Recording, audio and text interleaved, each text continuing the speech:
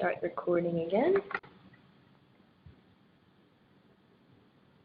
Okay, hi again, everybody. We're now into our second hour of Welcome Wednesday for the 12th of June.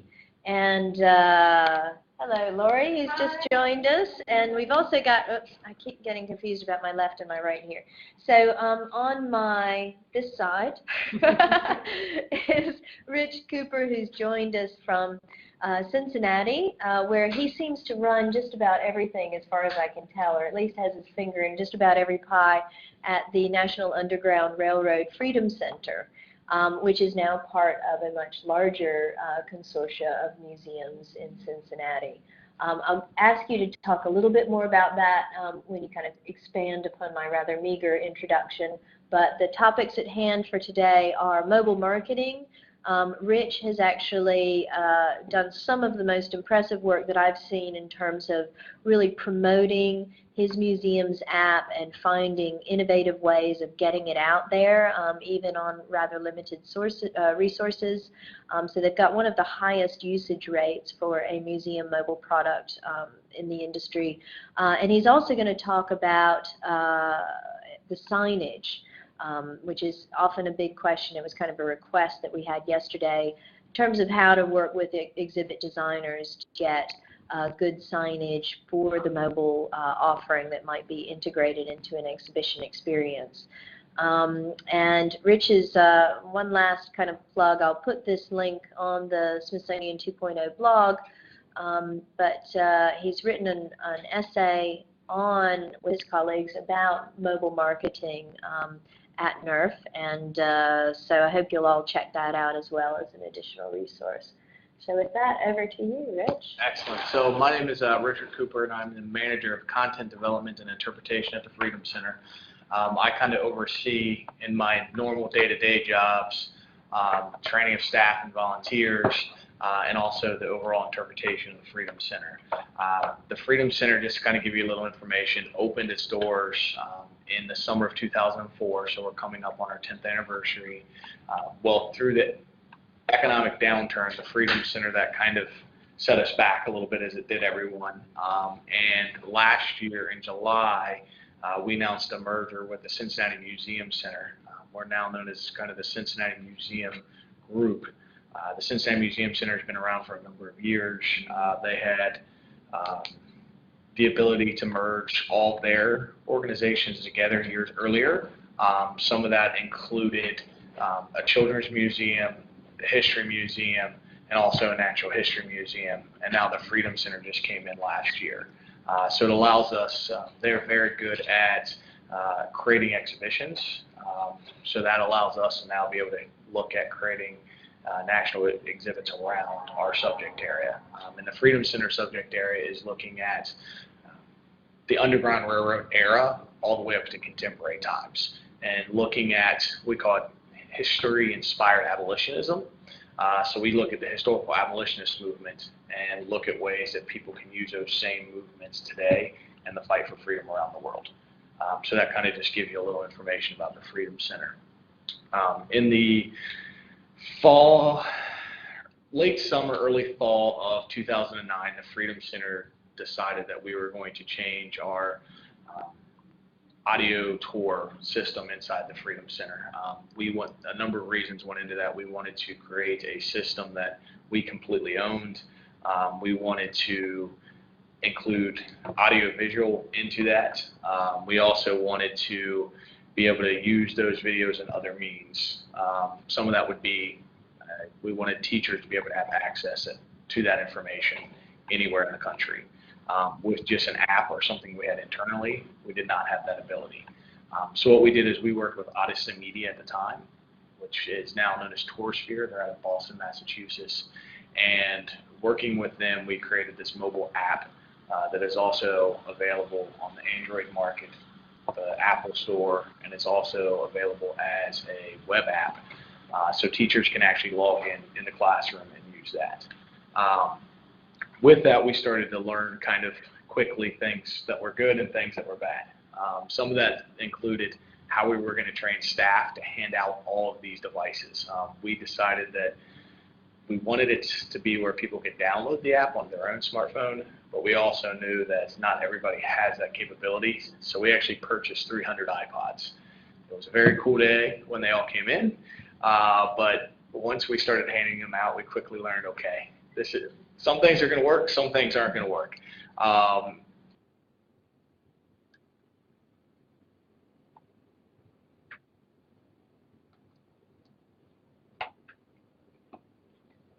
Hello?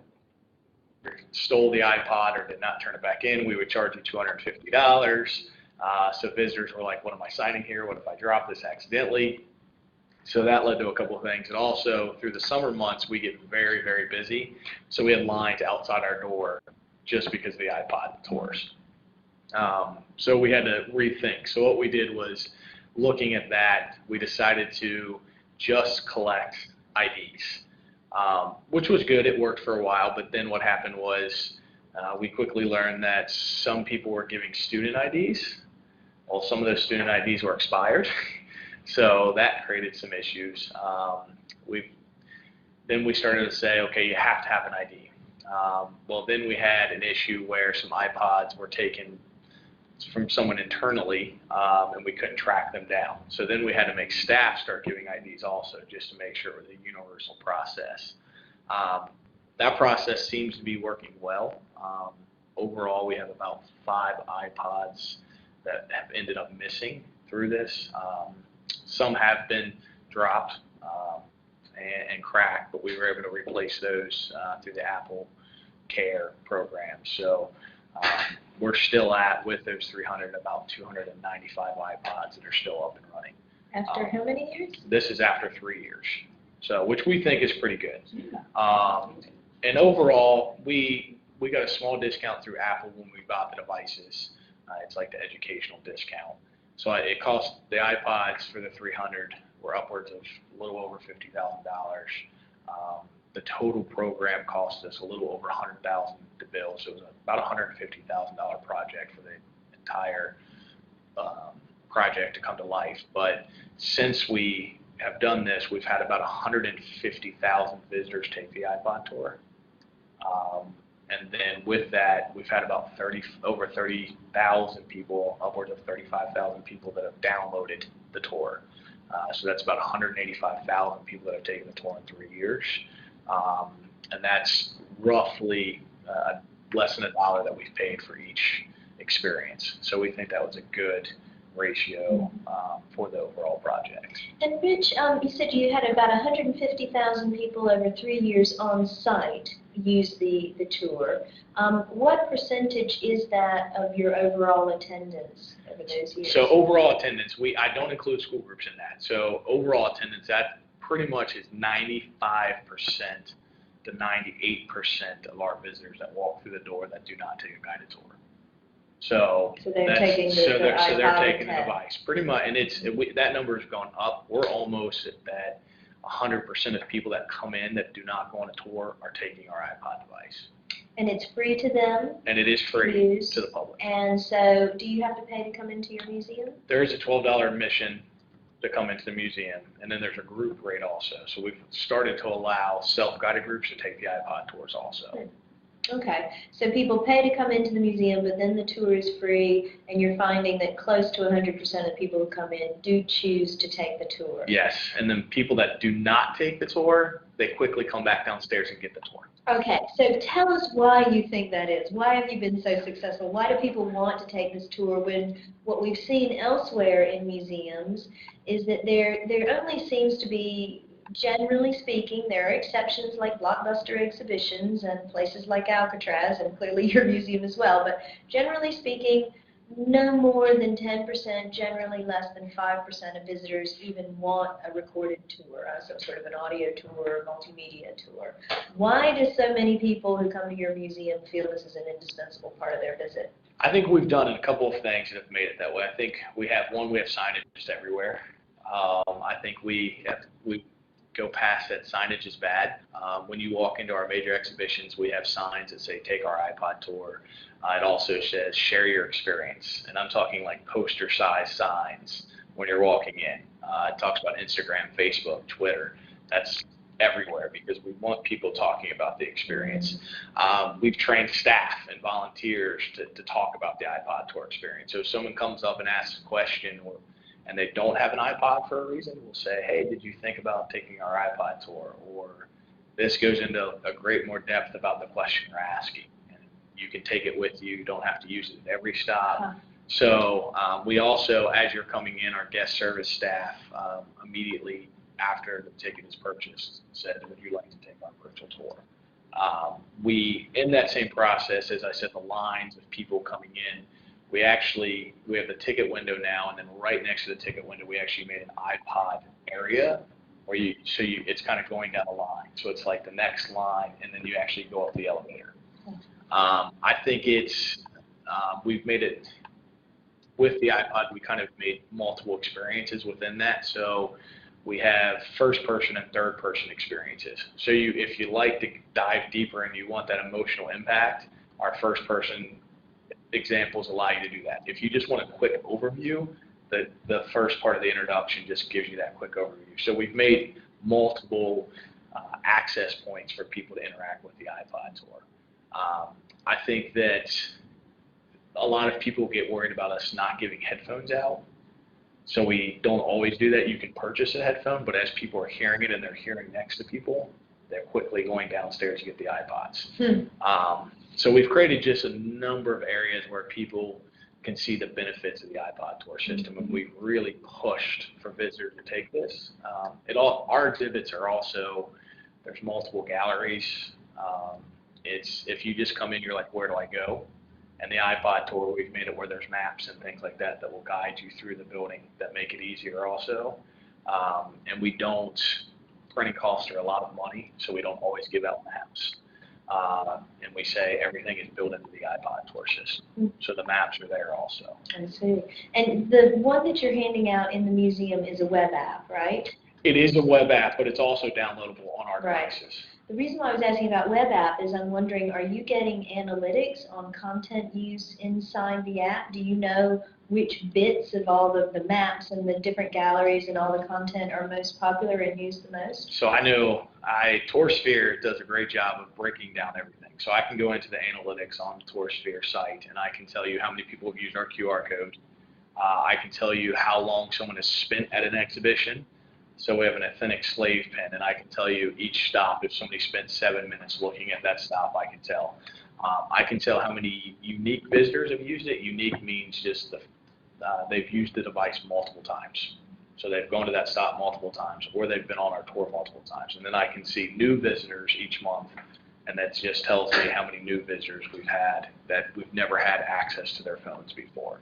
I can also see what the top 10 states are using our iPod tour, and the top 10 cities that are using our iPod tours. So, and then I can tell you, like, if it's an Android device using it, if it's an Apple device using it, if it's our web link logging into it, or if it's an internal device. And what have you learned about your content and your offering inside the app from looking at those metrics?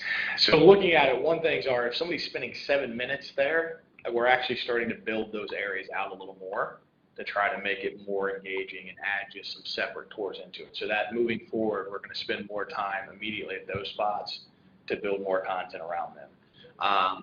Sorry, let me just interrupt. When you say there, do you mean in a physical location or in a particular content area of the app? Little both. So if they're spending a lot, for instance, in the John W. Anderson Slave Pen, I know they're spending a lot of time there, so we're going to build more around that. And in ways we're going to build more around that is we're actually going to make more connections to modern-day slavery. So inside buildings like the Slave Pen historically held enslaved people before they were moved. We know buildings like that today are being used inside the United States to hold enslaved people before they're moved. So we're going to make connections with that spot right away to kind of show people how there are similarities between historical and contemporary slavery. But do you actually have any location awareness in your web app for when it's used inside the museum to know physically where people are when they access this content? Not yet. We do not have the ability to do that, but it does. If we know, like I can kind of tell. So if it's 7 to 8 minutes at the Slave Pen stop, I can kind of tell they're spending more time there because there's some spots that they're like 15 seconds and then they're gone. so I can judge that based off of there. And I usually know where they're standing at inside the building. So you might have 10 minutes of content that one could consume at the slave pen, and you know people are consuming 7 or 8 of it. But by the same token, in another area where you might have 2 minutes of content, you can equally tell if they've been there for 15 seconds and then moved away. Yes. So, and then I know that also tells me, why are they only spending 15 seconds there? We thought that interpretation was good. Let's go back and try to rework that interpretation to see if we can have people stand more at that stop. Awesome. So. Could you also talk about your headphones that people can buy if they haven't brought their own? So we have, we purchased headphones through a company, and we kind of looked at a number of different types of headphones. I think I had like 4 or 5 different companies, and it talked about the different quality of music and stuff that you would get out of them. And we chose the company, and the headphones were about 79 cents a piece, and we sell them for $1. So it's not, you don't have to take them if you don't want to, but we highly recommend people do take the headphones. That's something I'm looking at also online with our iPod tour, saying don't forget your headphones. We're looking into that now too. Are those headphones branded? They're not branded. Everything else is, like the lanyards that go with the iPods. It says National Underground Art Freedom Center. It has our Freedom Flame. The headphones at this point are not branded. And is the branding on the lanyards kind of part of the security system in a sense that they make it more visible or obvious that the person's got one of your devices? It definitely does. We know that that's our device.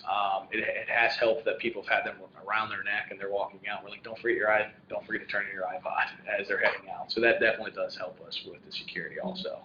And so now visitors come and they just leave a driver's license or some government-issued ID in exchange for the iPad. They don't have to fill out any forms or anything else. They do not have to fill out any forms. And what we do is we scan every iPod into the system now. So we have a QR, or not a bar scan on the back that scans into our system.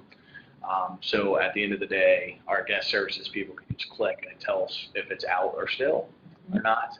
It also tells us sometimes they'll type in the last name of who had it so they can match it up with the IDs. So when somebody comes and checks out an iPod, does the staff type in the name of the ID next to the number of that device? We have done that, and we've also, in our survey now, we've also asked for email addresses, but we're also asking for that right away also. So if they give us that plus their email address, that's doing multiple things. Now we have access to send them stuff at a later date if they choose to.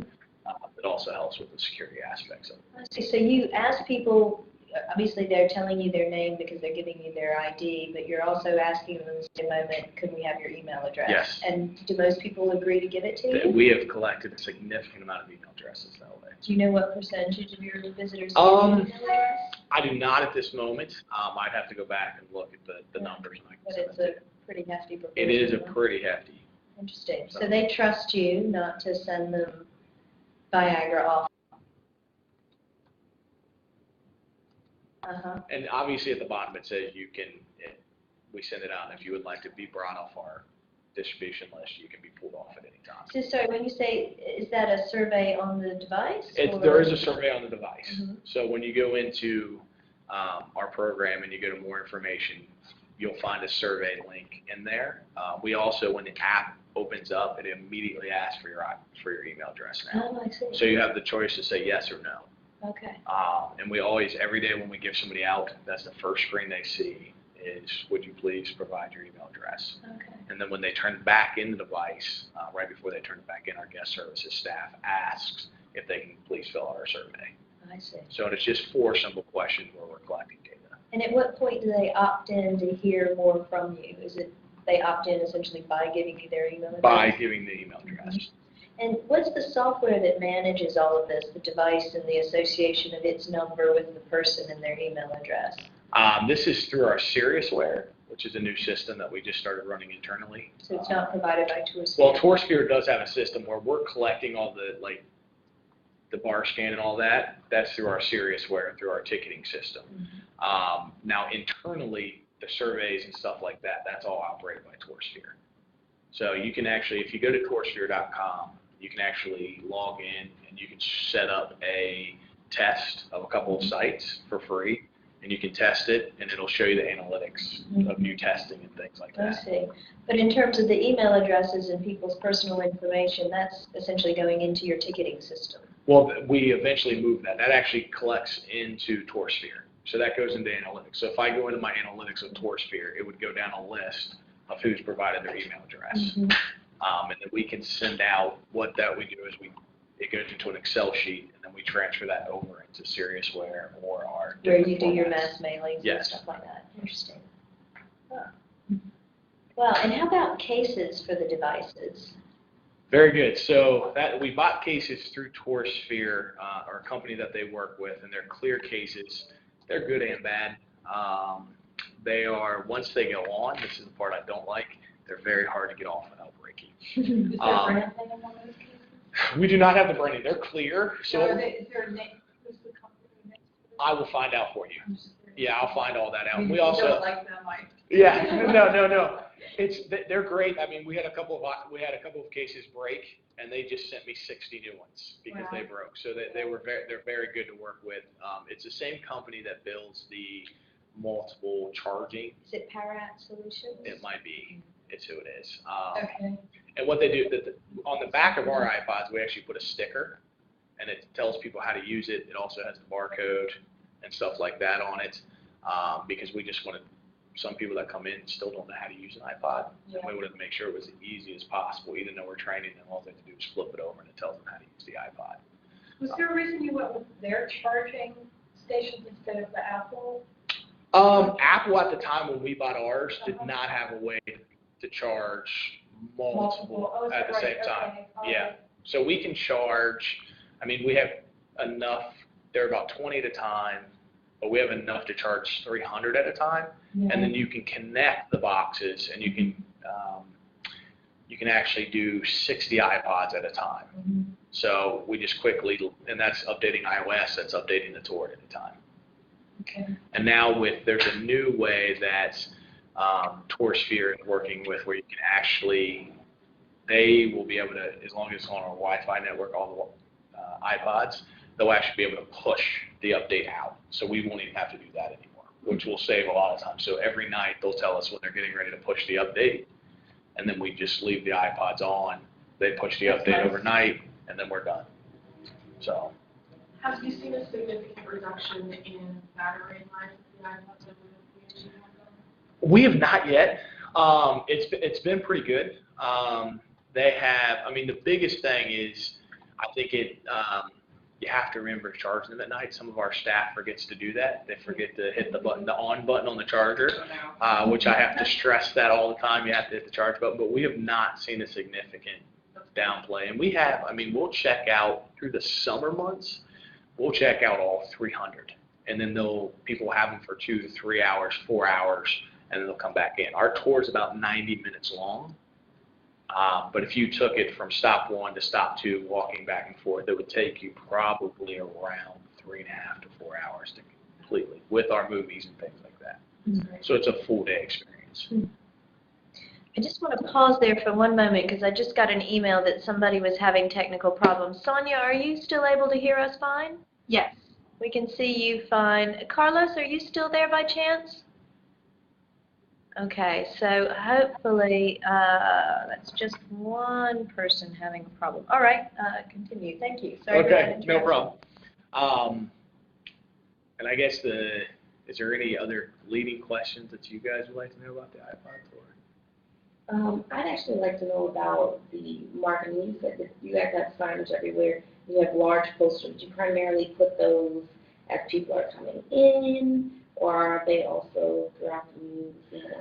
They're definitely throughout the museum. So we have obviously the normal, like, you come up to the slave pen, and I'll keep using that as an example, and then there's this, you don't come in through the front door of the slave pen, you come in through the large chimney, and as you're coming in through the large chimney, you see the tour sign. So it says, this is a stop, type in number 5.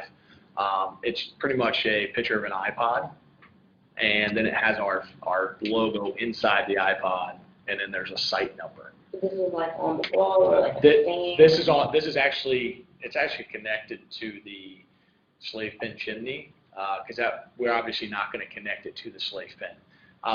And then by a normal exhibit, it's by a wall or it's on the wall. But there's also little stickers throughout the whole building. These little stickers, as a share your experience, also has the link to our iPod tour. Some of them have our QR codes. I'll be honest, I'm not a big fan of QR codes. Everybody is. Yeah, I Why? think when I looked in 2009, when we looked at doing this in the late summer there, and we launched finally in February of 2010, I felt that QR codes were going out then. I think that you have to download stuff onto your device, so if people don't have that right away, it creates a whole nother step where they have to download it. See, yeah, and and this is prior, this would be a means of getting the app, so obviously building a QR code reader into the app doesn't help, because it's after the fact, right? And we have the QR code for our app and try to send people to that. And if I put up my analytics right now, I bet you 5 people in the 3 years have used our QR code. And we've really pushed it. And with a number of people that we've had download our tour and things like that, to only have 5 use it. I mean, it didn't cost us anything to do the QR code extra, so we did it. But we've probably had 5 people actually use the QR code. I was reading a testimonial from somebody in a regional museum in the UK recently who had put in QR codes, and over the period, which I think was similarly lengthy, 1 person had ever used the QR code. Yeah. Somebody built this website, pictures of people who using QR codes, and it's a blank site. Yeah. No, but to be honest, to be fair, I mean, I think there are good uses of QR codes. They just kind of got hyped up, and we were hoping they would be the solution to all evils in all museums everywhere. And sadly enough, yet another technology proved not to be the panacea. Yeah. And we also had the problem where, or not problem, but we wanted to block the access to the home button, which you have to take pictures with the home button. Yeah. So that's another on our personal devices, because, and it's amazing how many people will take off the cover, and they will take pictures, and that's when we delete. I have on my MacBook Pro, I just have, it's like, do you want to import all these pictures? And there's like hundreds where people will just take pictures of themselves, and it's so we try to block that. So that kind of limits the access to the QR code. But hang on, these are the devices you're handing out. These are the devices we're handing Now, out. are people within your app encouraged to take photos? Not inside the app yet. I'm working. Okay, I'm so looking people at. are just, because it's an iPod and they know it can take photos, they're just opening it up and taking photos with it. So, even though they can't get to the photos or do anything with yes. them. And you also have the problem which is, I've been working very hard with our guest services staff to check the iPod once it's turned back in, because kids are very smart with technology. They put passwords into the devices. And if you've ever had to reset your iPod because you forgot your password, it is not a hard step process, but it takes several steps. So when you have like 60 iPods that come back in with passwords in them, you have to individually. It's kids being kids. Just for fun. Just for fun. Just fun. So To show that because they can. Yes, just because they can. So, okay, so the TourSphere software helps you manage the content on the devices in terms of the tour app. Yes. But do you use any other mobile device management software to manage, what else is on the app, and to block access to certain apps and things that are baked into the iPod? So Apple just came out with a great new thing in the latest iOS update, and it allows us. I'm forgetting the name of it. Give me one. It's the accessibility. It's the accessibility, guided access. Yeah. So what that does is it locks people into certain apps. So you're just using that and locking them into your web app. I'm just locking them in and putting a password in. And that has seemed to help. It also, what we learned was there were some, with our app, if you don't do that, with the new pull down menu from Apple, like where you can pull everything down, it was pulling people, especially people that did not know how to use the iPods, were accidentally pulling down and opening up the weather, or they were opening up the stock. And without being able to get in the home button, you had to shut down the whole system and then restart the whole system, which we trained our staff how to do that, and talk to them about being patient with people, because they would be very frustrated because they were getting kicked out of the app. But once Apple came out with that, guided access, then we were able to stop that from happening, because then you're locked into that. One of the things we've looked at doing here at the Smithsonian is using just the cloud, iCloud backup as a way of quickly restoring devices if people have gone in and taken photos or downloaded other apps that we didn't want to have on the device. We're not in a situation where we can use guided access because we have too many apps. We don't have just one that we can lock people into. Have you ever used iCloud in that way or considered it? We have. I mean, I sync all of our iPods to an overall device. That also was, I linked them all together, also security, so if someone took a device out of the building and they started texting back and forth, I would know because it would update me on the iPods, which actually we were able to say somebody took 5 iPods and we were actually able to get those back because of that. But it also, every time I update something, that's how we do it, is through the cloud now. So it is very helpful. We keep a backup of the system in case something would go down, and then we just erase the information and go back to that backup. So, and it's not, I mean, some of the pictures that people take, I mean, they're not, if I left them on there, it wouldn't matter, because most people are never going to go into that site because they just don't think they're here to use our app and they're not here to do that stuff. But some, as I said, some of the kids have done that. And it's not, I would say it's probably less than 5% of our iPods kids do that on. So. Yeah, I was going to ask, we have a few iPads in on like a kiosk in our gallery, and we use guided access, and it works great about 95% of the time. And then like once every 3 weeks to a month, somehow someone will get out of it and start typing random comments about who they love. You know, it shows up on their all boyfriend is, yeah. And we have to go fix it. So, I was curious if you're a much larger number of iPods, how often it's not much at all. I mean, I have not, I mean, the hardest part for me, and once now that they know to check, was early on, and this was something we just learned early on, was the password. Right. That was happening more than I would have liked. But now that we check them, so if they come back in and somebody put a password in it, we're like, can you please give us the password before we give you back your ID? So we've taken care of that by doing that. So you said you were able to track missing devices? Yeah, so there is a tracking device in that you can turn on. So if you have it in guided access or other ways, you can put that. Find My iPod. Find My iPod. But also what I did is, so I didn't tell staff or anybody this, but I linked every iPod to just the same iOS password. So what happened is someone had taken some iPods, and I knew they took them because they didn't turn them back in, and we just waited. I just said, we'll wait, we'll see what happens. And what happened is this person started using the device because they didn't know, and their friend was writing back saying, hey, can you get the password? Can you get the password? Can you get the password? Because this person was associated with the museum, unfortunately. So it was not a visitor. It was not a visitor. This was a person that was associated, and they were saying, A little awkward. yes, yes. So that created some issues. So I just sat back and I waited, and what happened was this person started using their personal email. And as soon as they started using their personal email, sending it through, and I'd been in conversation with Apple, we knew it was that person, and then I had the evidence to say, so we wrote a letter saying, hey, we don't want to do anything with this. We know you have them. We need you to turn them back in.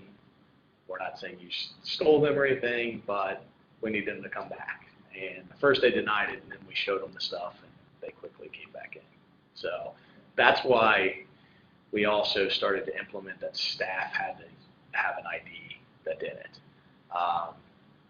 So staff sign devices out the same way that staff signs, yes, the same way out. So we also had other departments that didn't fully understand that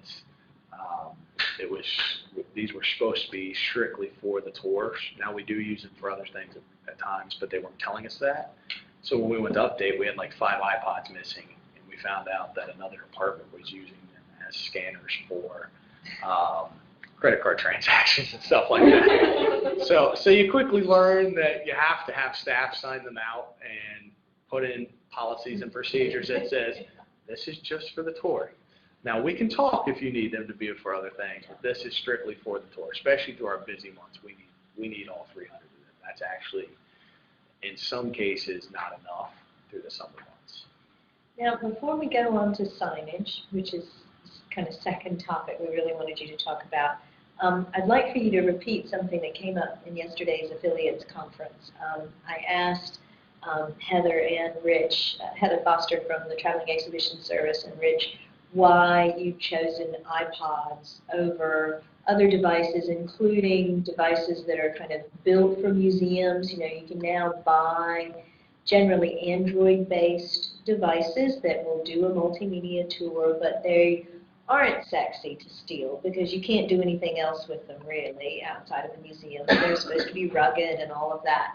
And I was really fascinated by your response as to why you went for the consumer device, which you might expect to be more breakable, certainly more rapidly obsolete, and definitely more stealable. Yes, yes. What I said yesterday, and I guess if you'd have asked me that 3 years ago, my answer might have been a little different. But looking back, it does, one of the reasons that we pushed was so we could use it for multiple things if we needed to.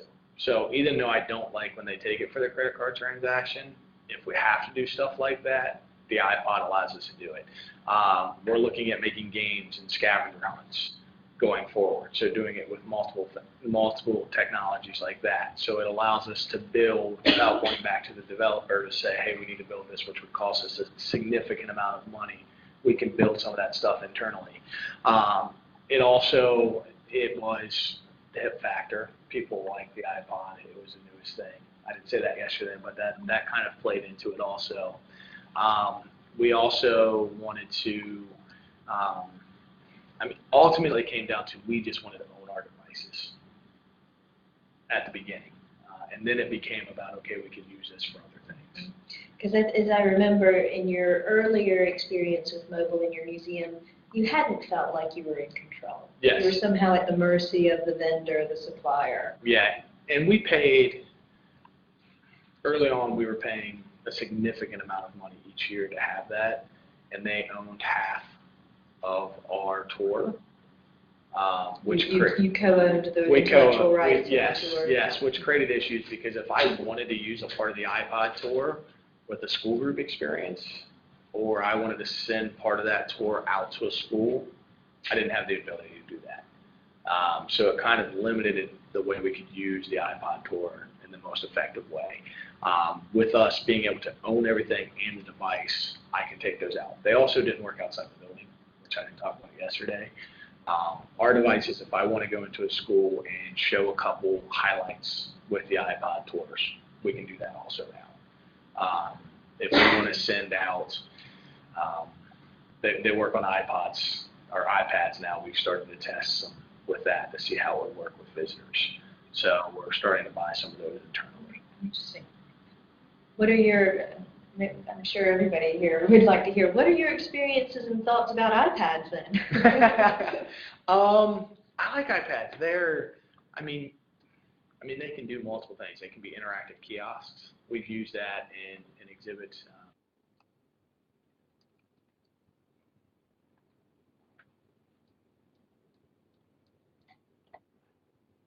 Hello?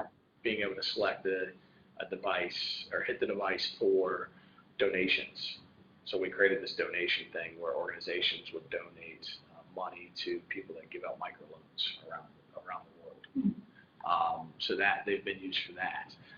We've looked at them for, we've used them where people can go on a website inside the building. We've used them to test with guides carrying them to show pictures and things like that. So we're looking at multiple ways to use the iPod tours or the iPads. So. Any other questions about device distribution before we start moving on to signage, which isn't to say we can't come back to devices later? Okay, so tell us about your signage. Big problem, I've seen this in museums all around the world. Great tour, great distribution system, great trained staff to hand it out. You might even have great marketing, although that's less common. But the exhibit designers won't let you put up a daggone sign. They make the labels next to the objects that tell you the stop number be in microscopic point and fake gray because they think it's ugly. They think it ruins the aesthetic. Well, we definitely went a different direction with that. And we had, the great thing for the Freedom Center is the curator, Dina Bailey, who's now the director of visitor experiences and marketing. The person at the time was Jamie Glavick, who's now at the Ohio Historical Society. We kind of all worked very closely together, and we push to get this done. So one of the first things is we made sure everything we put out was branded. So it had our flame, it had the colors of the Freedom Center, and we wanted them to be big enough where people could see them. So when you go into any exhibition space at the Freedom Center, you're going to see the number right away, because we felt that we put a lot of, the technology is great, as I always say, but the device will never be as good as the overall interpretation that is inside or experience that's inside the program. So we put a significant amount of time making sure the interpretation was good, so it would bring to life the exhibitions even more for our visitors. So when you walk into the slave pen, you're hearing from a young enslaved girl that really makes the experience completely different. It puts you in that spot. You're hearing the struggles that she's going through. Well, we wanted to make sure that people could see that and understand that. So we made sure all of our signs, it hits you right when you come in, because that adds to the overall interpretive experience. Now, we were not going to put any on right on the slave pen. So we made sure that we didn't have anything like that. We made sure that they were in a strategic location, that once you go into the slave pen, you're just experiencing and hearing that. We also, by key artworks, in my presentation yesterday, I had a picture of a painting done by a Frenchman named Biard that looks at the Middle Passage. That was made, the picture was from the 1840s, and the sign is right next to that. But it's a decent size. You would see it right when you walk up. It hasn't taken away from the experience at all. I think it's added to the overall experience. I think people are looking and they're like, hey, they start to ask, because stop one is right when you get on the elevator downstairs. And they're hitting the up button and they're always like, where's stop one? Where's stop two? Where's stop three? So they're always asking where those signs are at, even with the big signs. We also have poster size signs that are at the beginning of exhibitions and throughout, where it says share your experience, and it has all of our things on there. So Twitter, I think when I go to most museums, I look for the sign or ask staff where their Twitter feed is and stuff like that. Some know, some don't know. So the signs are not just promoting the tour, they're promoting all of the ways of connecting All with the the ways museum. of connecting with the museum. Did that kind of making a package of your offerings for the signs, did that, I mean, it doesn't sound like, frankly, you had too much trouble getting this through your exhibit designers to begin with, but did that help, the fact that it was not just promoting the tour? I think it did. I think it did help. And I think it made everyone aware of everywhere they can access the building. So you had the Instagram on there, you had the Twitter on there, you had the Facebook on there, you had the app on there. We also have little signs that are probably, I want to say, 4 by 4, maybe a little bigger than that, but those are throughout the building also. So we have the big poster signs, but then you have the littler ones that are at major stops, and it says, hey, talk about this exhibit on your social media things.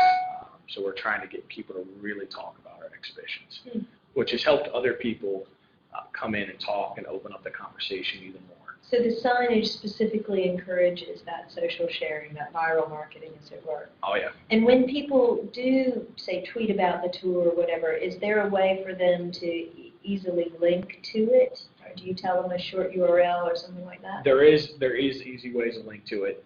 It's not, we're trying to look at building that into the app as we go forward, so they can automatically send stuff out, or you can leave like a message for somebody else and what they thought. So that's something else I'm looking at going forward. We're still working on that. Before we put those signs up, we went through a stage where people were like, you can't take any pictures in the Freedom Center. Just can't do it. We don't want any pictures, no flash. It's too much. And then we push back to say, hey, no, this is part of the experience. We want people to be able to take pictures. We want them to share them so other people understand the significance of the Freedom Center. And what was the rationale behind prohibiting photography to start with? One of the things is we're a non-collecting institution, which has changed with our merger. We're starting to collect things now. But some people were scared, well, if somebody takes a picture of this and we don't own it, what does that mean? So there were some copyright permissions things that scared people early on. And once we worked through that, we kind of moved forward. Also, people were scared that if you take a flash, it's going to kill the artifact. So we worked through all of those processes with everybody. And so have any of those fears kind of turned out to be justified? I mean, have you had people complain that photos of their object were appearing in Flickr, or has the flash actually damaged anything? As of yet, no. We've not had any issues with people. And most of our images are prior to 1926, which is public domain, and most of them you can go, they're newspaper articles that multiple institutions have, and now we've collected a significant amount of our images. But we have not had any issues with that yet. Flash photography, we normally will still ask them to turn off their flash, and we try to be as proactive as we possibly can. So our guest services teams will go up and say, please turn off your flash if they see the flash. So, but it has not, we have not seen a significant issue with any of that yet. Any other questions? I have a question regarding the signage. So you mentioned that you've got all your different social media things referenced there, and you also have numbers assigned to your tour stops, and it's fantastic. How hard or easy is it to change your signage when those things change? I mean, you mentioned building up your material for stops. What if you wanted to add a new one or take one out that wasn't working? So very good question. So It just occurred to me it might be good to repeat it because I'm not sure Okay. how well that microphone is picking up. Sorry. No, that's all right. I don't know. So the question is how easy is it to change our signage if something changes within the building? So we have like stop numbers, so like 1, 2, 3, 4, 5. Say if we need to take out stop 5, how easy is that? We have taken out numbers and we've added numbers in. The easiest way is adding in numbers. So I may add stop 15A. Or stop 15B. I've done that. Because you want to imply a linear order. Yes. And now you don't have to follow an order, and we say that, and you could jump from stop to stop and not have to follow those orders.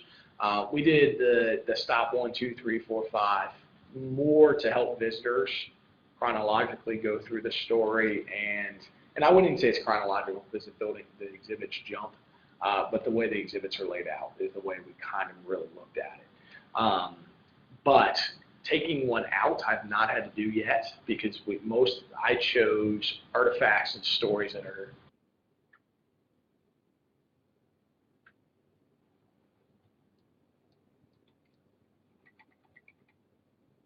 starting to build stops into that.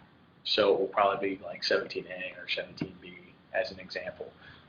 If I had to take out a stop, I probably would make sure that I put that number 15 around something there to make it more easier for a visitor. So if we're changing out a full exhibit, I'm going to make sure that everything that's going in there is stop 15. Or I may Because people would get confused if they're trying to go from 14 to 16. They would start to ask. They'd start looking for 15. I see.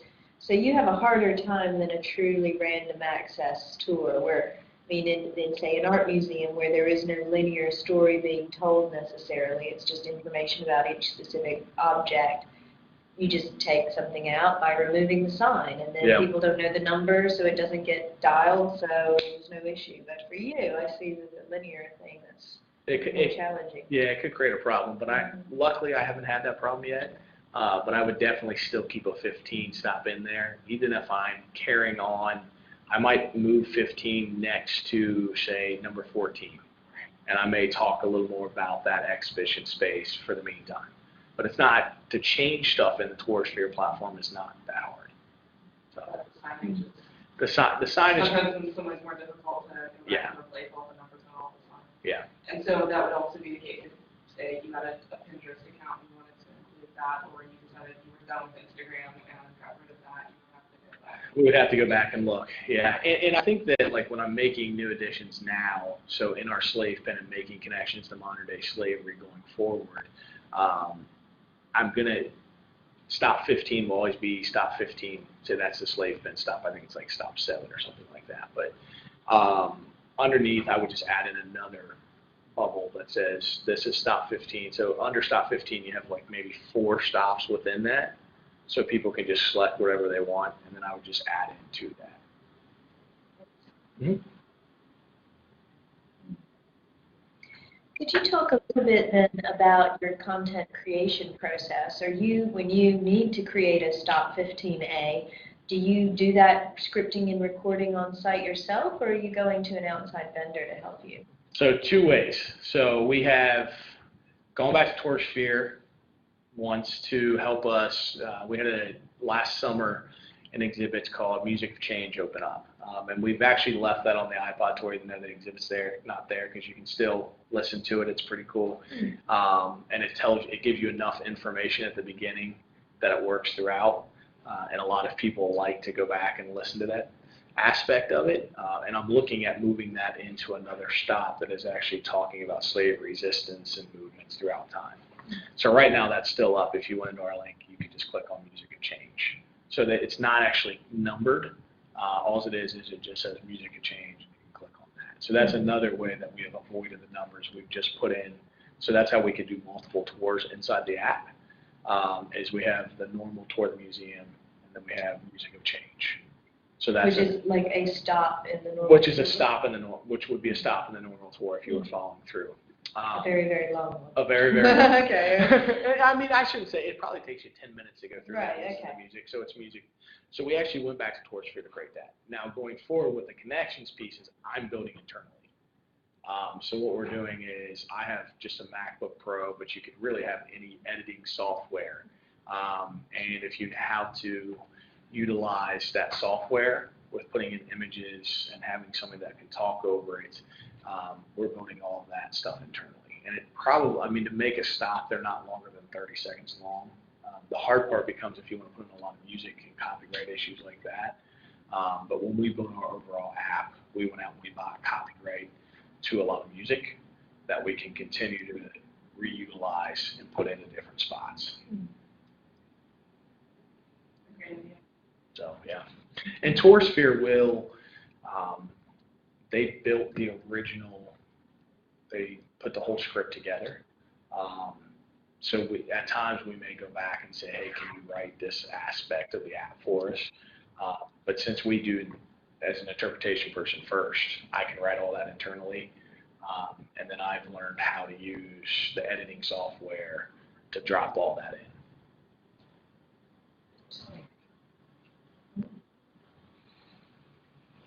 Trying to think if there are any other interesting points of comparison with the other presenters we've had on their mobile device distribution systems.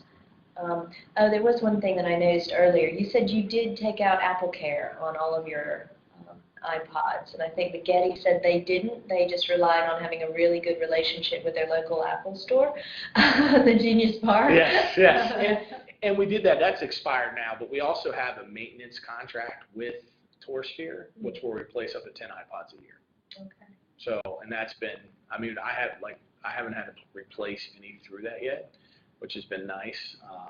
We did replace, they did get the case replaced and things like that, but there is, you can buy a maintenance aspect through TourSphere. And that also includes, like, say there's a problem within the app, or we want to, when we did our Music of Change, they helped build that for us with no extra charge. So there's some benefits to doing the maintenance aspect of it. Could you talk a little bit more about the sharing pictures aspect part of your iPhone? So we haven't done that yet. I'm looking at building stuff into that right now. That's the next step, is can we share pictures and how will we do that? Because we don't, on our internal devices, we don't want multiple lag built into it, or the storage to go way down. And if we have multiple people taking pictures, then that will ultimately, we'll have to go back and continually erase those and continually erase those. So we're looking at ways that we can encourage people inside our device to take pictures.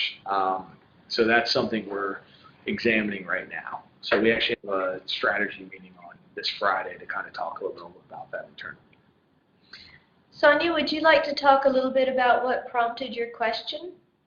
I guess I thought it was funny how you mentioned that people would take pictures. Oh, sorry, did it freeze? Okay. I thought it was funny that you mentioned that people would take pictures on the iPod even though they have no access to them afterwards. And I thought it would be like, that's kind of a neat display if you just had something where people could take pictures with the iPod and then you displayed them somehow in the museum of them at the museum. Kind of like how people take pictures on roller coasters and they show up like in the big screen. And yeah, and funny thing about that is when I was at the City Museum in St. Louis, I filmed coworkers of mine and myself crawling through caves, and then they have this 7-story slide that you go down. So I videotaped myself all the way down, and we put that on Twitter and stuff, and now they're using that as a marketing tool. Mm-hmm. So we've talked a little bit about how that would work. Now, I wish they wouldn't have done it because at the very end I say something very funny, and I'm trying to delete that off, but it's so we'll leave it at that. But we are looking at ways we can do that, and we do have where we have a Passages to Freedom exhibit right now, it's an exhibit done by Stephen Marks from Buffalo University, and it's underground railroad sites that he's traveled around and has put stuff over, but we're encouraging people to take pictures of underground railroad sites and freedom struggles and then send them through our Instagram page. So that's something we're trying to do. We had an exhibit where we had high school kids go around and look at freedom issues from past to present and take images, and then we're displaying those images right now at the Freedom Center as an exhibit. So we are utilizing pictures like that, just not on our iPod yet. Remembering my earlier question, which was regarding capacity, you mentioned earlier that 300 devices during a really busy month was maybe not quite enough, and I realized if you said it, I missed it, what your visitorship is. Okay, so our visitorship is a little over 100,000 a year. It's started to go back up. When we first started, we were over 200,000, and then we kind of dropped off, and now we're starting to go back up again. Walk-in visitors, I don't know the breakdown, unfortunately, but on a normal daily basis, we'll have upwards of 1,000, 2,000 people in the building. We do have guided hourly tours, which people take. That does also include, through the summer months, groups that book with tours, and we try to get them a tour guide. But walk-in visitors, we may have upwards of 800 people on some days in the summer that are just walking through the building. Now, those are at different times, so it's worked out where we've been able to get an iPod tour, and we've gotten smart where, if a family comes in, we try to give them one. So that is very beneficial too, because their parents always want to work and engage with them. So now you see parents getting down on their knees and watching the iPod tour. Like I said, for this, mostly through July is where we have the problem. Mm. And how does only giving one to families work with headphones? Is that a point where you're just encouraging them to? That's where we just let it all out, turn it all the way up. All right. Which creates other problems, because if you have multiple people at one location, well, people have gotten pretty good about like moving to it's amazing how people have moved to kind of this family's up here listening. They'll kind of move around to kind of engage with the exhibit. Have you had it? So you said that you really encourage people to buy headphones when you can, but have you had any problems with not requiring headphone use for general? We haven't, and I mean we've pushed it. We normally push it as much as we can, but there's some days where we don't send them out, and then people will come back down and ask for the headphones. Some people don't. It just depends, or people have pulled out their own headphones that they've brought with them and use them. So it's something we've pushed really hard there for a while, and then there's certain days we'll push it, but on other days we just let people go.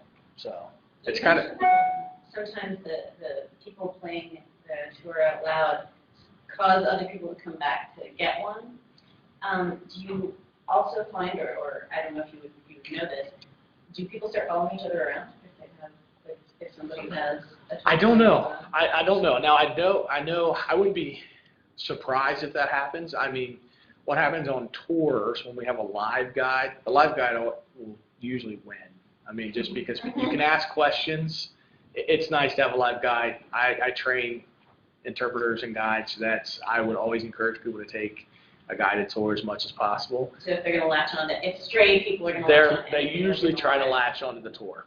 So, but then people, the other great thing is we encourage people, even if they're going on a guided tour, to still get the iPods, because if they're going and the guide is jumping and they want to spend more time there, they can actually jump off the tour, listen and engage more than they get as much information as they would like, and then they can jump back on the tour. So that was hard for our guides to understand, especially our volunteer guides. They felt this was like competing with them. They were like, hey, wait a minute, why are you doing this? We're here, we can just guide everybody. And I'm like, we don't have 50 people every day. There's no way we can do this. Yes, yes. And by the same token, do you find that there are people who would rather not have to interact with a human being, who kind of want to be alone with their device and their thoughts? I will say this, as a guide, person that trains guides, I hate going on guided tours. I would rather you give me a device and allow me just to go, and if I want to interact with it, I'll interact with it. Or I will just travel around on my own. Because some people Oh, they're waiting for the room. Okay, it is in fact 2 o'clock, Yeah, so I guess I guess we need to shut down. And thank you so much, Rich, especially for allowing us to record this, because I'm very hopeful that this will be part of an archive of ongoing resources on mobile device distribution that we can update and add to as we learn more. And you've been a real inspiration. Excellent. Thank you. Okay. Thank you. Thanks, everybody, for joining in. Bye-bye. Bye.